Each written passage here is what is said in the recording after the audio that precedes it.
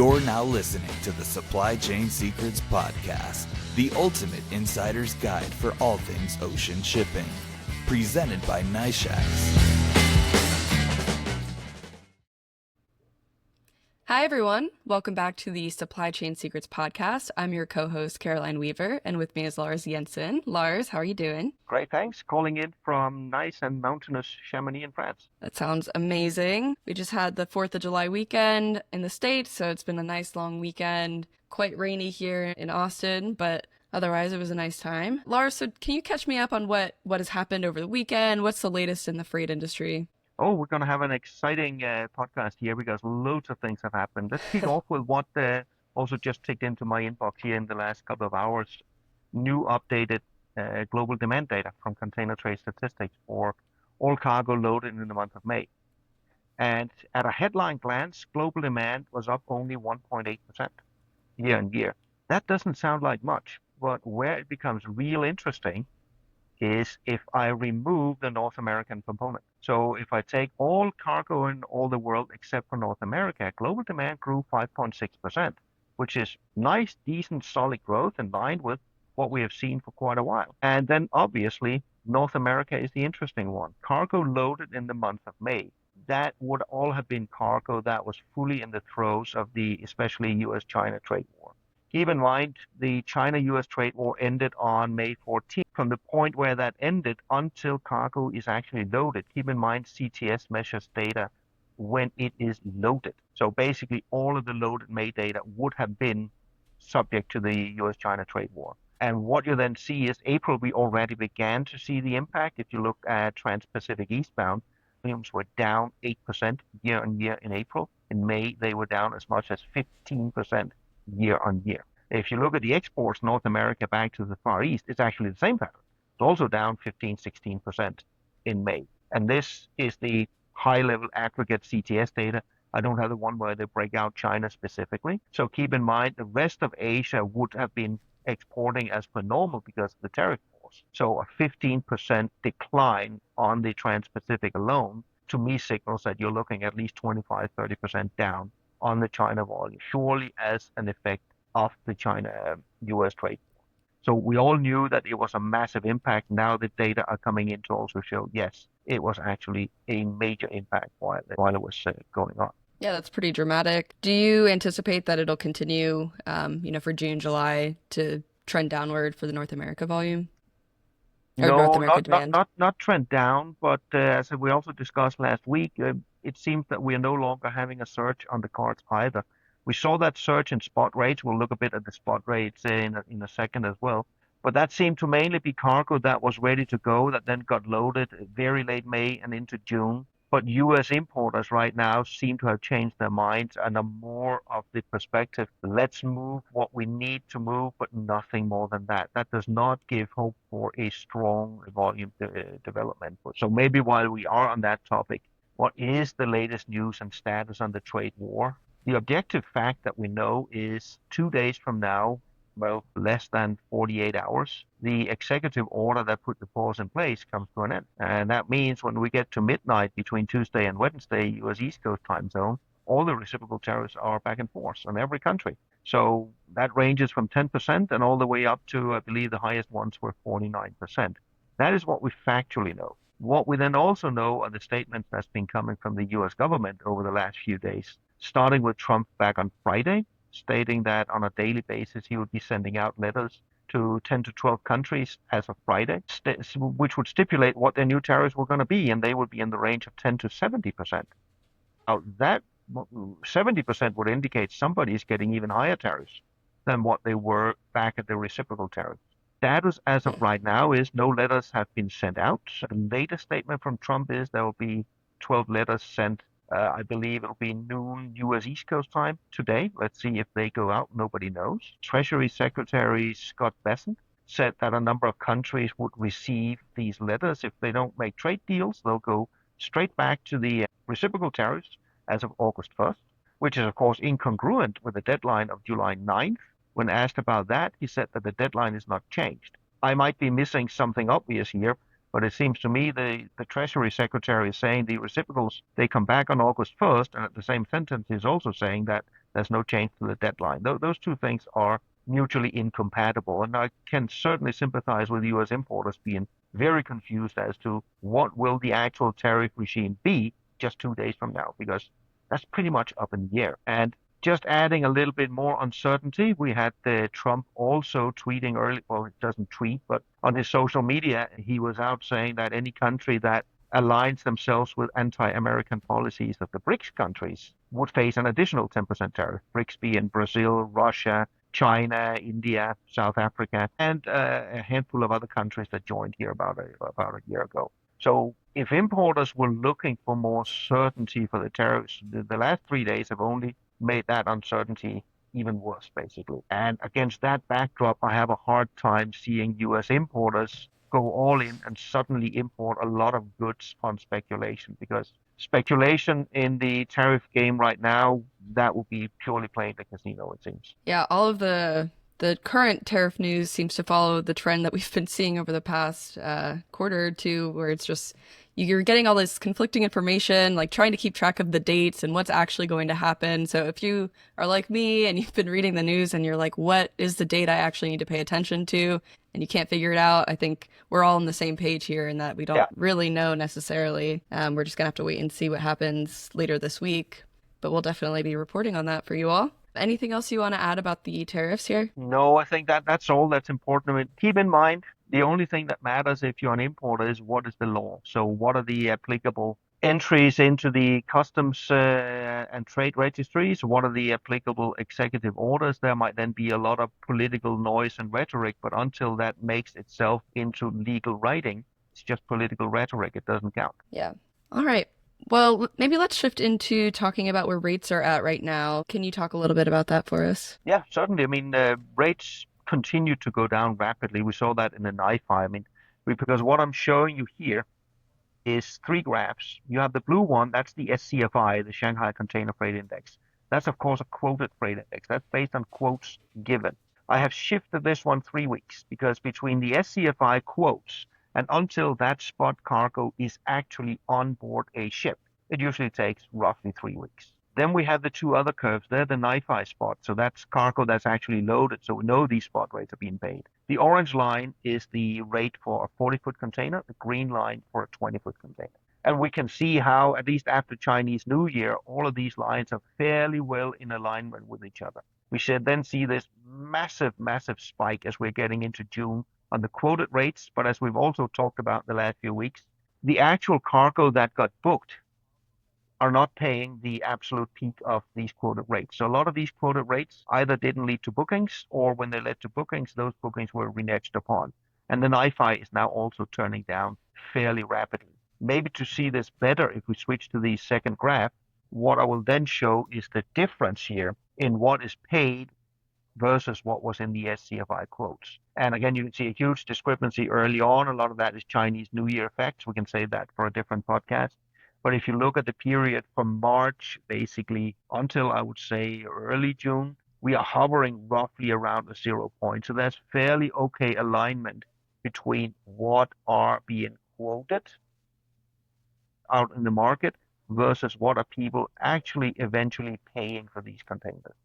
As we are then getting into June, we dump into significant negative territory on the 40-footers and a massive negative drop on the 20-footers. Because not only do we see the actual rates paid fall far below the STFI, we certainly also see a major discrepancy between rates paid for 20 and 40 footers. So if we go to the third slide, this is where I'm actually trying to look at what is the difference between 20 and 40 foot. Now, this is purely based on NIFI, which means that this is based on data that is actually paid spot for 20 footers and 40 footers being shipped. And usually a rule of thumb in the transpat market is that 20-foot rates are about 80% of the 40-foot rate.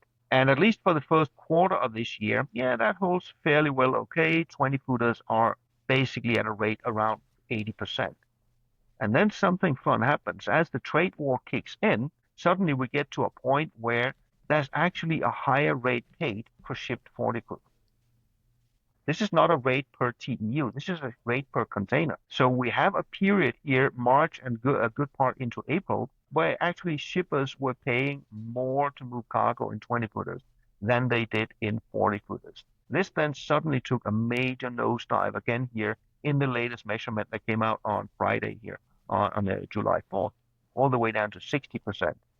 So what we have been seeing here in 2025 is a massively unstable market when it comes to the import of 20-foot containers from Asia into the US, or rather, this is the China rate, sorry. So how the dynamics work in terms of what is the actual impact here of the trade war probably needs a little more digging, but it's very clear that not only have freight rates in themselves become more unstable, but the relationship between 20s and 40s are also a lot more volatile and unstable than we're used to, ranging from, again, 110% and then just a few months later, all the way down to 60%. This is a fairly extreme deviance between whether you're shipping a 20-foot or a 40-foot. Yeah, agreed. These are crazy differentials to have between the max and the mins. We did talk about this in previous episodes, but could you maybe summarize why you generally see the 20 foots are about 80% of what you would pay for a 40 foot? And then do you think this trend is different than previous years, or maybe we have to take some time to look into that to compare? Yeah, you can say for previous years, we probably need to take some time. The rule of thumb that is about 80%, that has been a rule of thumb for, I was about to say decades, or at least for a very, very long time. You might think logically, since a 20-footer is half the size of a 40-footer, why is it not just 50%? But this is where a lot of operational practicalities also come in. If I have just one 20-footer, it still eats up space on the ship that I might not be able to fill the other 20-footer. I could also say, fine, instead of your 20-footer, I could fill a 40-footer. It takes almost the same amount of time to discharge a 20-footer as a 40-footer. You have different trade imbalances in the 20s and 40s, where most of the US importers actually prefer 40-footers because they got lightweight cargo that's bulky, your usual consumer commodities, whereas US exporters, that is heavy agri products. A lot of those prefer 20-footers. So nobody really moves in. You have a different imbalance when you're looking 20s versus 40s. So a lot of this conspire down to it is perfectly reasonable that you're not just paying 50% of a 40-foot when you're shipping a 20-foot. The 80% has been around for, I was about to say, umpteen years. Thank you for the explanation. I think that's very clear.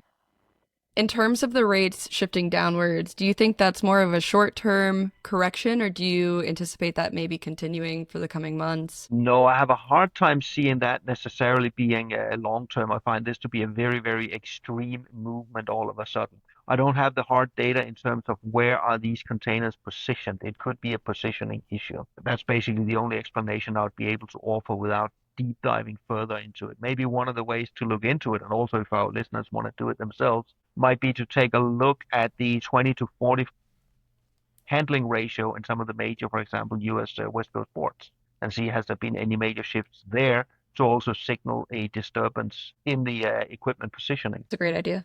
All right. Anything else here? Maybe we switch gears into the latest on the Red Sea. Yeah, let's switch to the Red Sea. Before we go that, just a few added comments. Rates, at least from the quoted rates out there, are still moving upwards coming into Europe. The Europe market is strong. Market down from Asia to East Coast South America is also rocketing upwards, still very strong. Atlantic rates are holding up firm. Most of this seems to also confirm that the global market is strong. The global market is okay. What's dragging it down is, in the main, the effects of the US-China trade war. If the US then goes full on again with the trade war with the rest of the world here on July 9th or August 1st, that, of course, is going to create another major disturbance. Let's keep in mind the trade war with the entire world never really took off. That was only there for a small 2-week window, and then we got the tariff pause. So if indeed here on July 9th, we now go down the path of a full-on trade war with the entire world, that will certainly have major repercussions on demand flows, specifically going into the US. Yeah, let's hope that we don't end up there, but it's not outside of the realm of possibilities. All right, so what is the latest on the Red Sea? There's been some happenings there. Yeah, sadly, after having been a dormant conflict, let's put it that way, it burst into flame again, quite literally, over the last 24 hours. The reality is there hadn't been an attack on a commercial vessel in the Red Sea since December of last year, and that's, of course, why, especially here during springtime, there was a lot of consideration. Were the carriers on the verge of going back through Suez? Then we had the Iran-Israel war that also put a little bit of a dampener on those hopes. And yesterday there was a commercial vessel, a Greek bulk ship, that was attacked in the Red Sea. At least the reports I've seen so far indicates that it was seemingly first attacked by small skiffs that were shooting at it with handheld firearms and RPGs, and later on was attacked by multiple drone boats. The vessel caught fire. Crew has abandoned ship. Fortunately, the crew has been picked up by another merchant ship. I don't know whether this attack, the Greek bulker, has sunk or not. But the reality is, first commercial attack, actually a very successful one. The only thing that strikes me as slightly odd is that the Houthis are always very quick to brag about their attacks. They always call all their attacks successful, whether they are or not. I haven't yet seen any bragging about them about this attack, but I also fail to see who else would stage such an attack in the Southern Red Sea at this point in time. So that turned the conflict very, very hot indeed. A few hours after this attack, there was an aerial strike by the Israeli Defense Force on Yemen. I don't think necessarily that those two are directly linked. I would assume the IDF attack would have been planned before the attack on the commercial ship. Not for the first time or second time. The Israelis have done this multiple times over the last year. They staged bombing raids, especially against port facilities, energy facilities in Yemen. And what is perhaps more peculiar this time around is they also bombed the ship, the Galaxy Leader.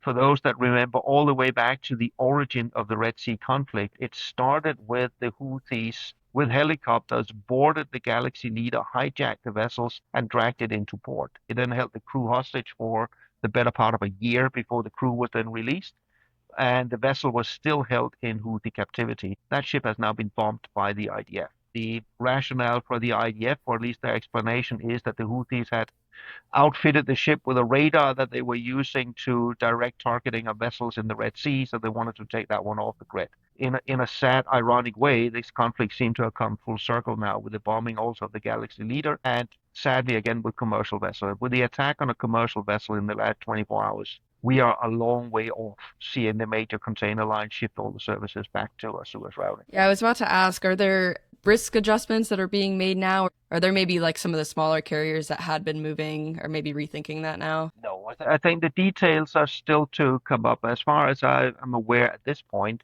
the ship is Greek-owned. It's Liberian flagged. There are, let me call it unconfirmed, because I haven't been able to confirm it, that this ship has on previous journeys been calling Israel, for example. Whether that was sufficient to prompt the Houthis to attack it, I don't know at this point.